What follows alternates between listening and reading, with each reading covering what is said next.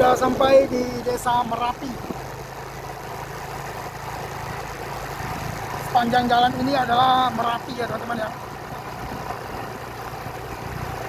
Jadi perjalanan kita sudah 4 kilo.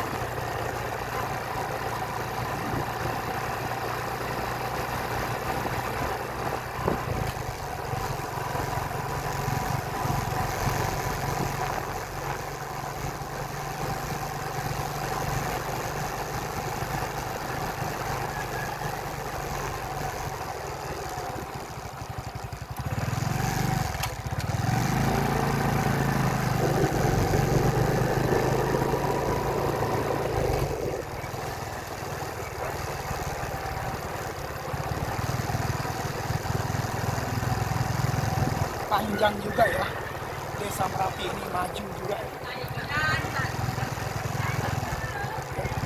Ini udah sampai lapangan bola, sampai Masjid Al-Mutakin.